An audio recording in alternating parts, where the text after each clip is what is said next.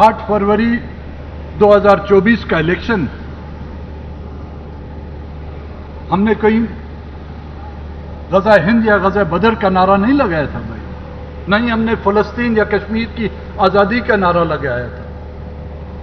सजा इसलिए दी गई है और इलेक्शन से पहले ही हमें पता चल जाएगा था, और ये रूमर्स थे कि इस वक्त आने वाले इलेक्शन में बलूचिस्तान नेशनल पार्टी को मुश्किल से 1 सीट दी जाएगी। अब ये प्रेडिक्शन बड़े बड़े नजूम ही नहीं कर सकते होंगे शायद। दुनिया का सबसे बड़ा जाना पहचाना प्रेडिक्शन करने वाला नोटर डेम भी जो है ना, उसने भी शायद ये प्रेडिक्शनें नहीं की होंगी जो प्रेडिक्शनें हमारा कोई आईएसआई का कर्नल करता है कि इनके हक में इतनी सीटें आएंगी। मैं जनरलों की तरफ नहीं जा रहा हूं क्योंकि कुछ एहतियात कर रहा हूं भाई।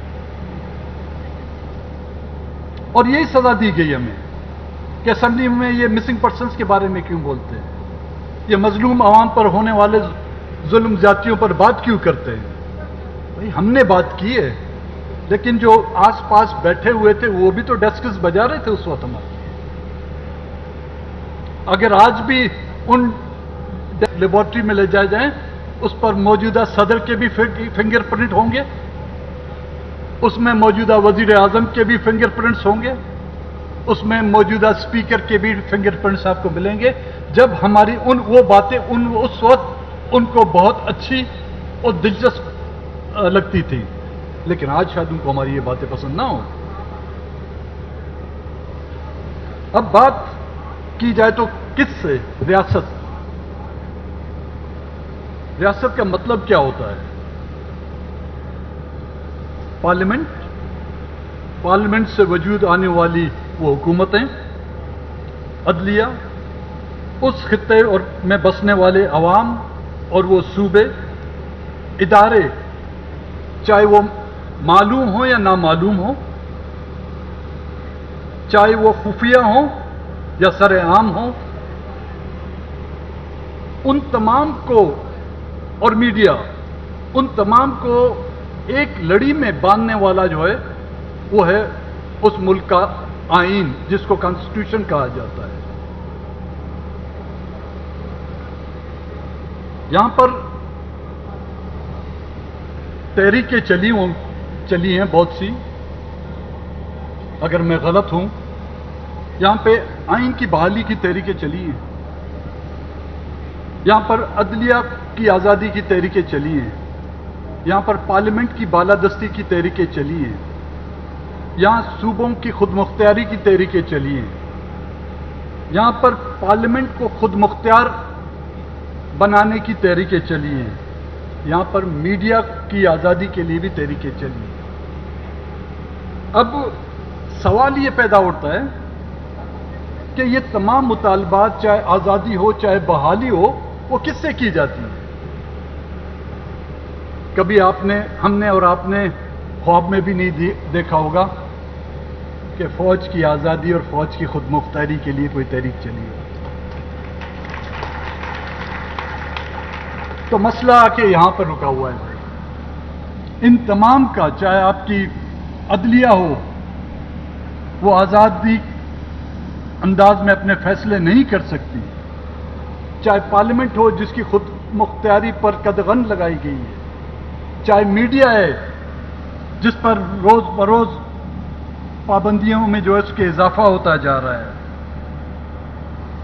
चाहे आपके सिविल सोसाइटी हो, इन सब की अगर आज़ादी या खुद मुख्तियारी अगर कैद है, वो अडियाला जेल में नहीं है, वो जीएचक्यू में कैद है। और जब तक कि इन तमाम की आज़ादी नसीब नहीं होती, ये मुल्क ऐसा ही चलता रहेगा। और कब तक चलेगा इसका अंदाज़ा मेरे ख्याल में हमारे पंजाब के लोगों को करना चाहिए। हमसे जो है ये बात बहुत आगे निकल चुकी है।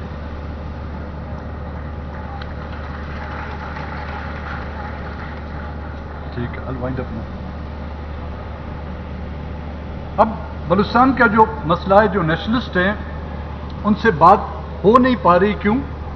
کیونکہ جو بات کرنے والے بااختیار لوگ ہیں وہ کبھی نہیں چاہیں گے کہ بلوچستان کا مسئلہ حل ہو.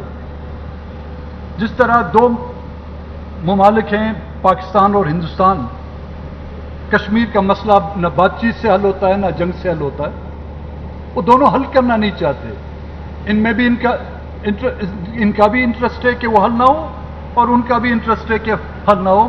کسی کی روٹی پانی چل رہی ہے، کسی کا جو ہے کسی کی دیگ پک رہی ہے اور کسی کا جو ہے اور کچھ چل رہا ہے. تو دونوں نہیں چاہیں گے. اسی طرح بلوچستان کا مسئلہ اسٹیبلشمنٹ نہ پہلے دن چاہتی تھی، نہ اب چاہتی ہے اور نہ ہی آگے چاہے گی. کیونکہ اس کنفلکٹ سے جو انسرجنسی بلوچستان میں جاری ہے، جہاں کہیں بھی ہمارے لائرز وکلا صاحب یہاں پر بیٹھے ہوئے ہیں، اسٹریٹ کرائم سے لے کر آپ کے ممالک کے بڑے بڑے صدور یا عہدیدار بھی اگر کوئی قتل ہو جاتا ہے اس کا کوئی نہ کوئی تو بینیفیشری ہوتا ہے، اسٹریٹ کرائم سے لے کر. تو بلوچستان کے کنفلکٹ یا انسرجنسی کا بینیفیشری ہے تو وہ اسٹیبلشمنٹ ہے. اس کنفلکٹ سے پولیٹیکل مینوورنگ کی جاتی ہے. نامینیشن پیپر سے لے کر فارم 48-49 تک ریٹ فکس کیے گئے تھے. صرف الیکشن کمیشن تک نہیں. یہ کرنل ہاشم کا تو نام آپ لوگوں نے سنا ہوگا، اور وہ ایک کرنل ہاشم نہیں ہوگا بھائی، یہ تو ایک شاخیں ہیں. دریا تو پنڈی سے آ رہا ہے بھائی. اور اسی طرح اس کنفلکٹ کے بینیفیشری میں انسرجنسی کے نام سے یہاں پر اسمگلنگ ہوتی ہے. انسرجنسی کی آڑ میں یہاں پر ڈرگز، آئل اور جو اشیاء ہیں وہ یہاں پر اسمگلنگ کی جاتی ہیں. مقامی لوگوں کو شاید اس کا بینیفٹ 10% ملے، لیکن 90% بینیفیشری جو ہے نا ہمارے وہ آفیسرز ہیں. چاہے اس میں بیوروکریسی بھی ہوگی، اس میں اسٹیبلشمنٹ کے وہ لوگ بھی ہوں گے جو اس سے فائدہ مند ہو رہے ہیں. پولیٹیکل مینوورنگ کے لیے سینٹ کی سیٹ کے لیے لوگوں سے یہ کہا جاتا تھا جو کینڈیڈیٹ ہیں آپ اتنے کروڑ بریگیڈیئر صاحب کے ساتھ جمع کریں، اور وہ بریگیڈیئر کے ساتھ باقاعدہ جمع ہوتے تھے. جب کینڈیڈیٹ کامیاب ہوتا تھا تو اس کا کچھ حصہ ان متاثرین کو دیا جاتا تھا یا لاحقین کو دیا جاتا تھا جنہوں نے ووٹ دیا ہے. باقی جو ہے نا باپ والے لے جاتے تھے، مائی باپ لے جاتے تھے. تو منیزہ جب تک کہ یہاں پر پولیٹیکل ول نہ ہو، بلوچستان کے لوگوں کو انسان نہ سمجھا جائے، کسی کے ساتھ ڈائلاگ اور کون کرے گا، پولیٹیکل لوگوں کو تو اس کا اختیار نہیں. ٹائم بھی بہت کم ہے، میں مختصراً جی ٹھیک ہے. Thank you G.